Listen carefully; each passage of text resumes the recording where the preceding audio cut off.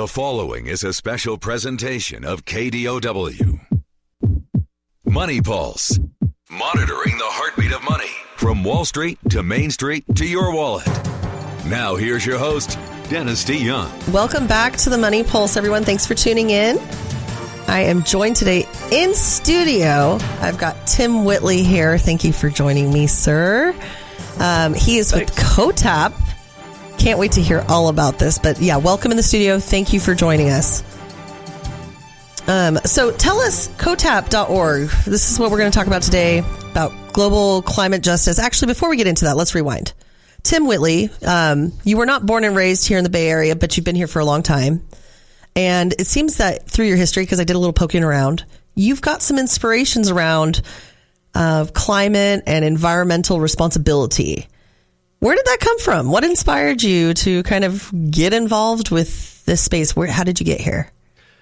Well, yeah, I participated in the first .com boom, and kind of that did what it did, and so I was just looking for something more meaningful, more, but still business-like, because I had a undergraduate business degree, and so I had started coming across businesses that were social purpose businesses, and I thought that was fascinating. It didn't have to be either or; it could be both and. And I remember there was one social enterprise at the time called Community Vocational Enterprises in San Francisco, and they basically calculated like social return on investment. And so they not only looked at their costs and expenses, but they factored in a whole layer of, how much is the city like not having to outlay because we're employing somebody at the margins, in a janitorial position, So, and so that was fascinating. And I wanted to try to pursue social entrepreneurship, and I had to kind of build a bridge.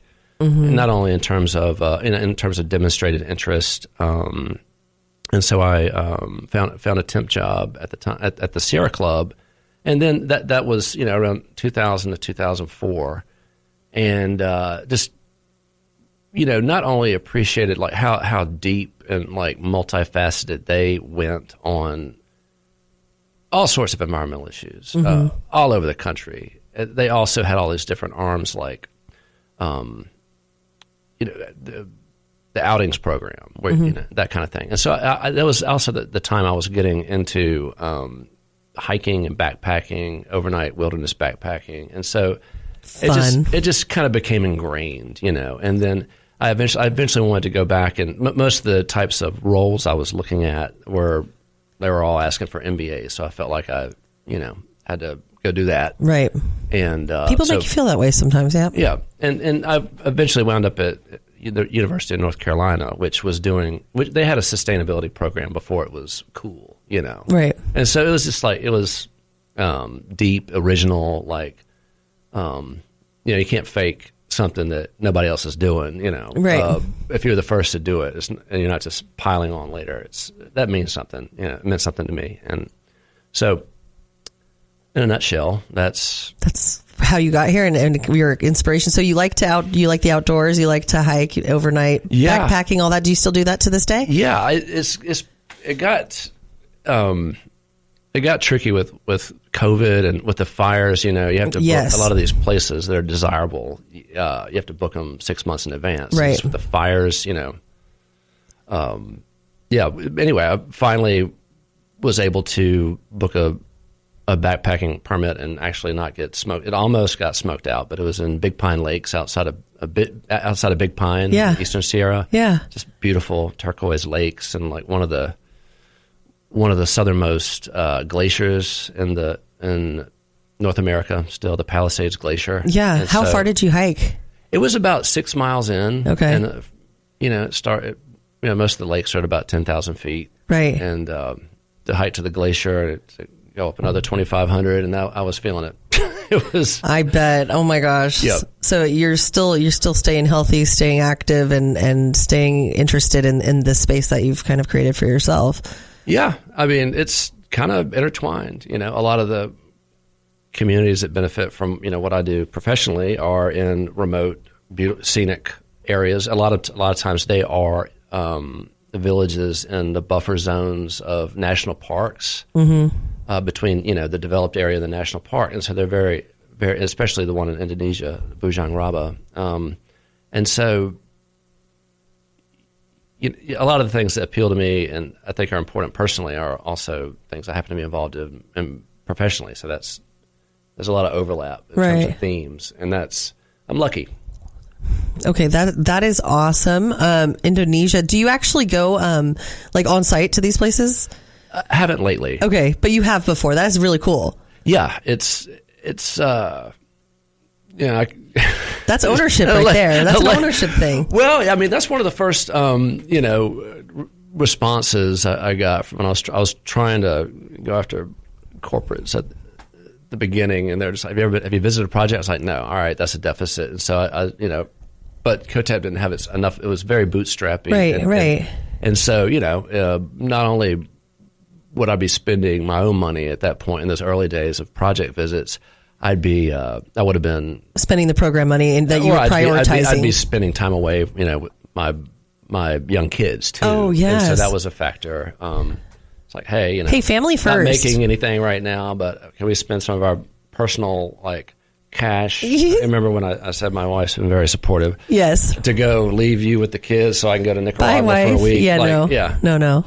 That's a good job. You're still married. That's why you're still married. Yeah, she let me do it. Yeah. And then so every couple of, one thing that's great is the governing body, the certification body for the projects Cotap works with is called Plan Vivo, the Plan Vivo Foundation. And they have, or up until fairly recently, they had a stakeholder event every few years. Okay. And it's usually in Europe somewhere. It's been in Edinburgh, and that's a great way to, because otherwise, if going to visit projects, it's cool and all that, but it's great for everybody to come together in one place, and not have to do so much flying. It's very, very efficient, Right. But, so I visited the project in Nicaragua, and Uganda, and India was the most recent one, which was almost 3 years ago. Amazing. So let's rewind a little bit and let's talk about Cotap, and let's let our listeners kind of know exactly what this is. So, we were talking about every individual's kind of personal ownership of their own emissions, like how they can pay it forward. And can you tell our listeners a little bit about Cotap in just a very simplistic way about what you are and what you're trying to do? Yeah, I mean, basically CO2 is pollution. It's like waste. It's like, putting, and people deal with their waste. They pay for wastewater treatment. They put their trash out on the curb and recycling, and, carbon dioxide shouldn't be any different, but it's invisible. It's odorless, but we know it's there. Right. And it doesn't affect as much, people locally, like localized air pollution, particulate air pollution is one thing, but like CO2 it's a global thing. It's, the rising levels of CO2 in the atmosphere impact people everywhere. And so it's a different kind of pollutant, but by virtue of that, it's also different in terms of who can perform the work of mitigating it. Mm-hmm. And so you need somebody locally employed to come pick up your trash and recycling. Right. But, with the underlying activity of carbon credits, and especially the land use sector, but also in general, there's all sorts of different carbon projects types, but the ones Cotap focuses on are forest protection and reforestation, basically. Okay.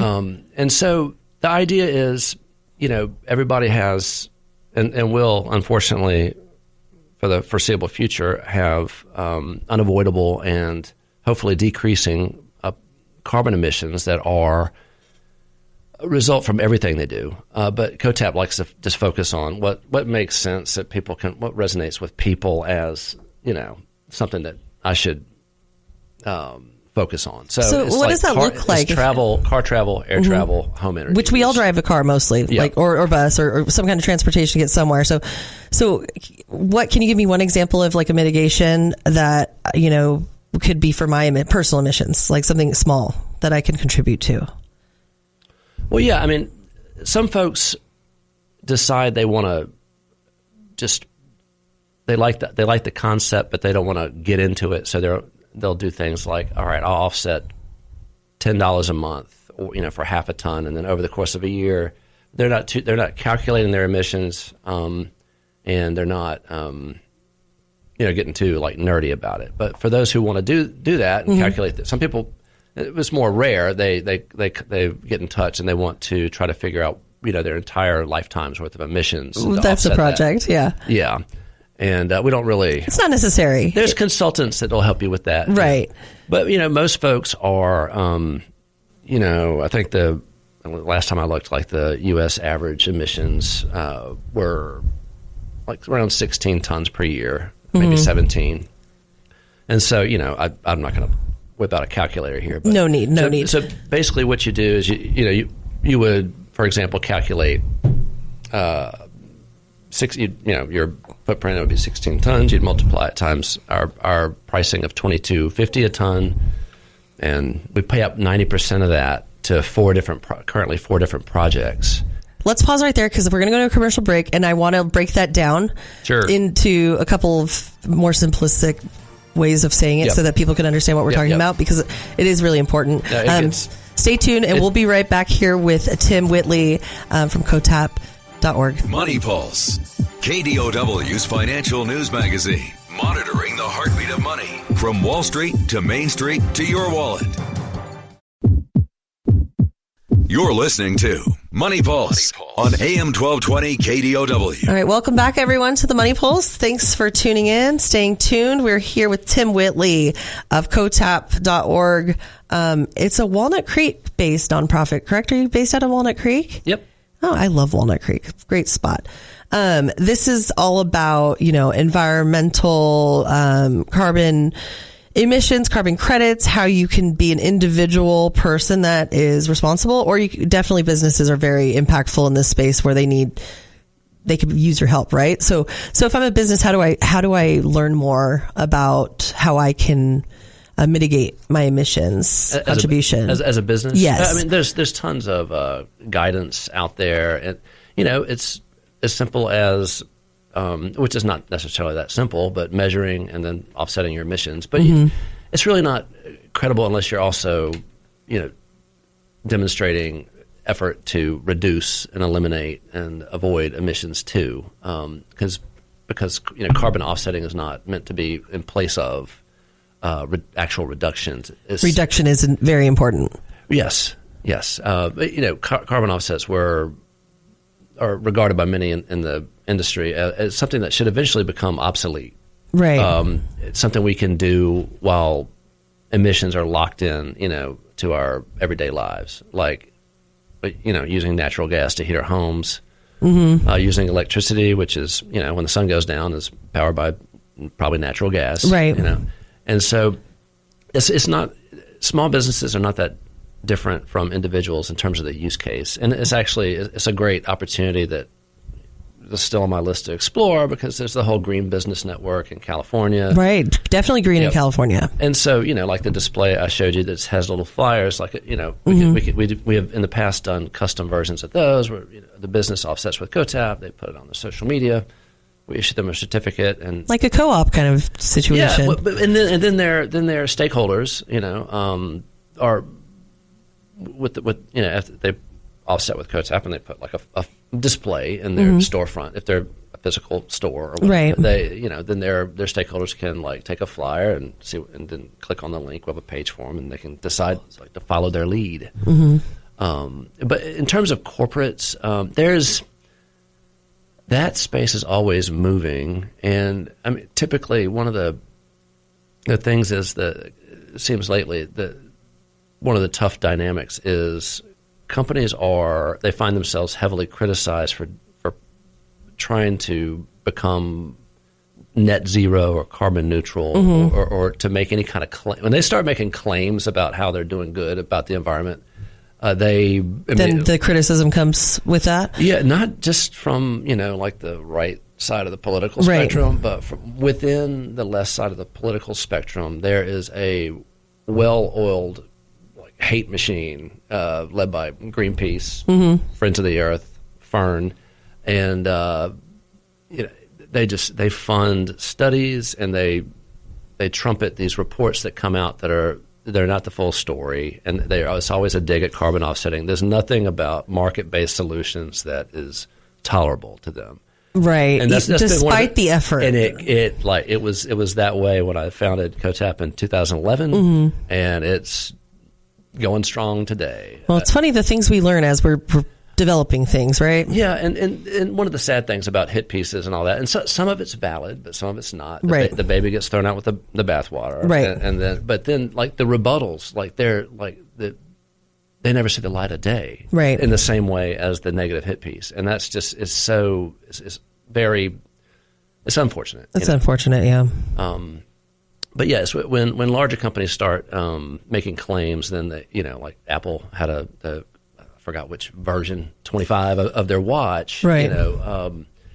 They said it was carbon neutral and all that. And I think they got sued in Europe or whatever for making the claim. For making something like that. We're not quoting this, but we're speculating something. Yeah. They just got hated on for trying to do something. For trying to make the effort to do something good. And they, to their credit, they have done a very good job of. They can, for any device they make, they can tell you exactly the number of grams or milligrams of carbon emissions. They're paying attention, which are associated with the device's usage and its manufacturer, and so they know their stuff in terms of footprinting. But in terms of the watch thing, it just immediately invites criticism. What about the MacBook? What about that? This is and I've seen this before, and I do think it's a valid criticism of some things that companies do. It's like they'll say, well, this one product of our product lines is going to be the carbon neutral one. So if you like green, then do. But I think it's more credible to do something holistic. More like the accumulative, right? Yeah, and they've done that too. But that's just one example. But I appreciate that example. That was a good one. And it's a long-standing paradox in carbon markets that companies that do more just they get hated on more than companies that do nothing at all. Right. And isn't that funny? And I one of the people who's been following this and knows how it works. I've co-written op-eds with him for The Hill. It's a guy named Steve Zwick, and he has a fabulous podcast called The Bionic Planet. Bionic Planet. Bionic Planet. Okay. And he just understands voluntary carbon. And I think it was a book or a website called the Carbon Parrot, and there's all these. It's just a very deep dive into all the different ways that carbon offsetting, voluntary carbon, everything's like everything that's misunderstood. It's a big pill to swallow. So but it's also it also distills down into something very relatable. Right. It's like you drove a car today, you can arrive at a number, multiply it times a price. It can go to this project that disperses it to participants, which, if it's a tree planting program, you can actually arrive at a number of trees. It's measurable. It's measurable, transparent, accountable, far-reaching, everything, Anyway, but small businesses and individuals they tend to find Cotap more compelling and doable. When you get into like corporate, and it's all understandable. Corporates are, they need to, they want to conform to what other companies are doing. And there's some good stuff out there like the Climate Registry where they measure and report. And then there's been other initiatives that, like anything else, like there's the Science-Based Targets Initiative, which is supposed to help guide companies measure and address their emissions. And there's also the Voluntary Carbon Markets Integrity Initiative. I forgot what the actual acronym, but it's like VHS and Beta Max. It's like, and this things are always changing. People are getting involved, claiming to like they came out with net zero. I don't know the difference. It's a lot of noise around what the real issues are, right? Yeah, net zero is the new carbon neutral. It's right. Like, and so which when you, I think in a lot of contexts, like as you kind of if you've been around doing and keeping an eye on something for long enough, there's examples like this. Yes. Like so and so is the new this, like same old, Right. Anyway, but there's And then, large companies have large emissions, and then they tend to pick large carbon intermediaries that have large projects, which, if you have all your eggs in one basket, then that's not a good thing necessarily, because some of these land-based forest protection projects have they also draw the hate from the green some of the green groups like Greenpeace, and so you're a neutral space. Cotap I'm trying seems to be. very neutral. I'm carbon markets, carbon credits were supposedly something that was it's a market-based solution. It originated from the conservative side of the political spectrum, as a market-based tool. Like, was it the Montreal Protocol that dealt with the ozone pollutants? Yeah. That kind of thing. And so, I don't. It just it seems like where we're at now in terms of national political climate. Let's not go there right now. I do want to say I would not be surprised if climate-related charities started getting stripped of their tax-deductible status just because they're a climate change. Because we're not thinking of the actual purpose and the what it's doing. We're thinking of all the other stuff around it, right? That's going on with this noise that we're going to call it. Yeah. Oh my goodness. So if you're just tuning in, just by the way, this is Tim Whitley. He's amazing. He's fun. Great guy. Very tall too. Cotap.org. I'm 5'11". Well, I guess I'm short then. Fine. But we're just talking about, I'm shrinking.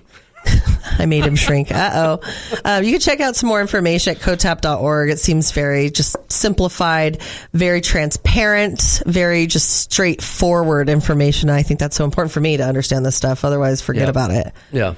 I mean, when I launched, the infographic on how Cotap works is clearly it was done in, Microsoft Word, using the graphics tools. And, I haven't, there's other competing priorities, and I haven't updated it, but it kind of still pretty much explains how Cotap works. Right. And transparency is like everything, especially if you're going to be contributing and trying to really pay it forward on if as an individual, as a company, as whoever. Yeah. I think that's great. I think you're doing a great job. Yeah. So, I mean, I can't believe. Thank you. Yeah, it's been a pleasure to have you here. You brought us some gifts, some swag, which I appreciate. We have some Greenlee's cinnamon bread from our friends at Greenlee's that we're giving to you. It's addicting, so be careful and enjoy it. And thank you again. Cotap.org. Does it have walnuts or pecans in it? I don't think so. We'll have to check it out. Macadamia nuts. We have allergies. Oh, we'll check that out for you first before we go anywhere. But yeah, thank you again, Tim Whitley. This has been Money Pulse, KDOW's financial news magazine, monitoring the heartbeat of money from Wall Street to Main Street to your wallet.